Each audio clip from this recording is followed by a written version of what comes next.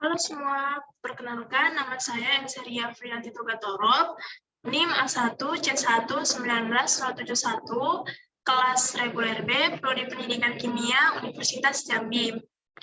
Nah, pada video ini saya akan menjelaskan jawaban ujian tengah semester saya, yaitu pada mata kuliah Kimia Organik 3, yaitu pada pertanyaan yang nomor 3.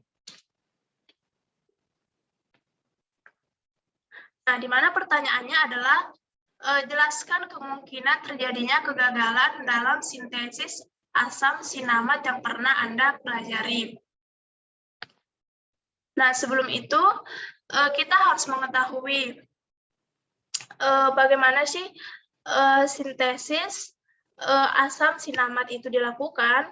Nah, sintesis asam sinamat itu dilakukan melalui reaksi kondensasi Knoevenagel dan reaksi Perkin. Nah, reaksi kondensasi Knoevenagel ini lebih sering digunakan karena jumlah senyawanya yang diperoleh lebih banyak dibandingkan dengan reaksi Perkin. Nah, reaksi kondensasi Knoevenagel ini juga lebih sering digunakan karena jumlah senyawanya yang diperoleh itu lebih banyak dibandingkan dengan reaksi Perkin. Nah, pada dasarnya, reaksi kondensasi Knoevenagel ini merupakan reaksi kondensasi antara suatu aldehida dan senyawa yang mempunyai hidrogen alfa dengan dua gugus karbonil yang menggunakan katalis suatu basa organik yang memiliki gugus amina. Nah, di sini ada pun kemungkinan kegagalan yang terjadi pada sintesis asam sinamat itu adalah, yang pertama adalah kemungkinannya adalah ketika ikatan rangkap pada benzaldehida itu diputus, yang mana ikatan hidrogennya itu tidak dapat bereaksi dengan gugus fungsi asam malonat. Nah, di mana kita dapat melihat struktur di bawah ini. Nah, di mana kegagalan yang mungkin terjadi itu adalah ketika ikatan rangkap H, yaitu pada benzaldehida ini, diputus ikatan rangkapnya. Nah, maka yang terjadi adalah ikatan hidrogennya itu tidak dapat bereaksi dengan gugus asam malonat di sini. Nah, di mana kita dapat melihat gugus fungsi ikatan rangkap pada asam malonat. Nah, di sini kan kita dapat melihat di gambar ini teman-teman dapat melihat pada layar monitor gugus fungsi ikatan rangkap pada asam malonat. Nah, jika ikatan rangkapnya diputus, menjadi ikatan tunggal, maka gugus hidrogen pada asam malonat ini, tidak dapat bereaksi dengan gugus fungsi pada benzaldehida. Nah, di mana benzaldehida ini merupakan senyawa golongan aldehida, sedangkan asam malonat ini adalah senyawa yang mempunyai suatu hidrogen yang terletak di antara dua gugus karbonil. Nah, kemungkinan kegagalan yang kedua pada sintesis asam sinamat adalah ketika kita mengganti jenis katalis yang digunakan pada pembuatan asam sinamat.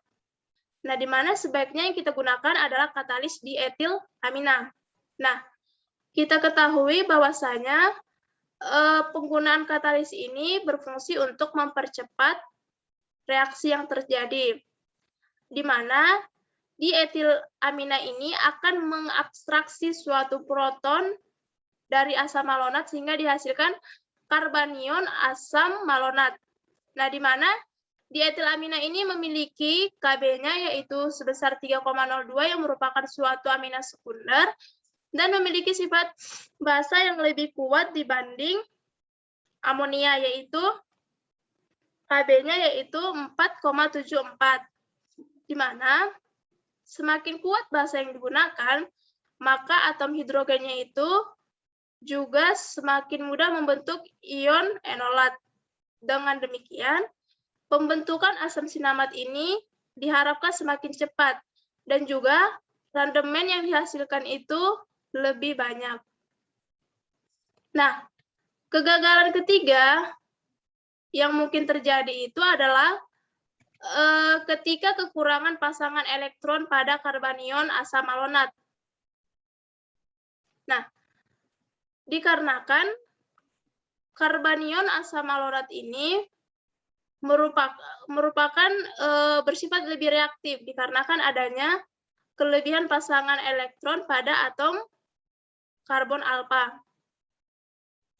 Pada atom karbon alfa, di mana adanya kelebihan elektron ini akan membuatnya mudah bereaksi dengan atom karbonil pada benzaldehida tadi, sehingga dihasilkanlah sebuah senyawa beta hidroksikarbonil.